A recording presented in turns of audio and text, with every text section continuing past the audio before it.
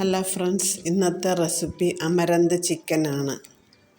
രുചിയിൽ മാത്രമല്ല ഗുണത്തിലും മുൻനിരയിലുള്ളതാണിത്. ചീരയുടെ പോഷക ഗുണത്തെ സംബന്ധിച്ച് അറിയാത്തവരില്ല. ചീരയും ചിക്കനും ചേരുമ്പോൾ പോഷകഗുണം 4 ഇരട്ടിയാകുന്നു. അതുകൊണ്ട് ഈ വിഭവം തയ്യാറാക്കാൻ താല്പര്യപ്പെടുമെന്ന് കരുതുന്നു.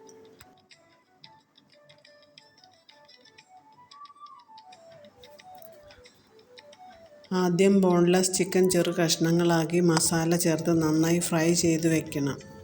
പച്ചച്ചീര കഴുകി വൃത്തിയാക്കി ചെറുതായിട്ട് അരിഞ്ഞെടുത്ത് ഉപ്പും മഞ്ഞൾപ്പൊടിയും ചേർത്ത് വയ്ക്കണം.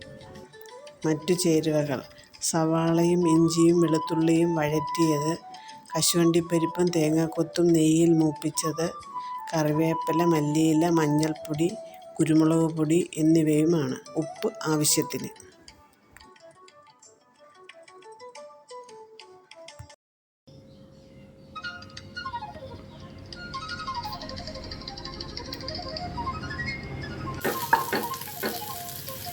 പാനിൽ അല്പം എണ്ണയൊഴിച്ച് എണ്ണ ചൂടാകുമ്പോൾ വഴറ്റി വെച്ചിരിക്കുന്ന സവാള, ഇഞ്ചി, വെളുത്തുള്ളി എന്നിവയിട്ട് നന്നായി ഇളക്കുക. അതിനുശേഷം കനം കുറച്ച് അരിഞ്ഞു വെച്ചിരിക്കുന്ന പച്ചമുളക് ചേർത്ത് വീണ്ടും ഇളക്കുക. പച്ചമുളക് വാടിക്കഴിയുമ്പോൾ ചീരയിട്ട് നന്നായി വീണ്ടും ഇളക്കണം. പാൻ അടച്ച് 2 മിനിറ്റ് വേവിക്കുക.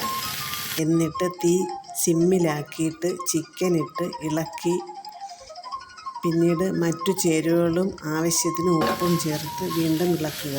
തീ അണച്ച ശേഷം 5 മിനിറ്റ് പാൻ അടച്ചു വയ്ക്കുക. ഇതോടെ നമ്മുടെ അമരന്ത് ചിക്കൻ തയ്യാറായിക്കഴിഞ്ഞു.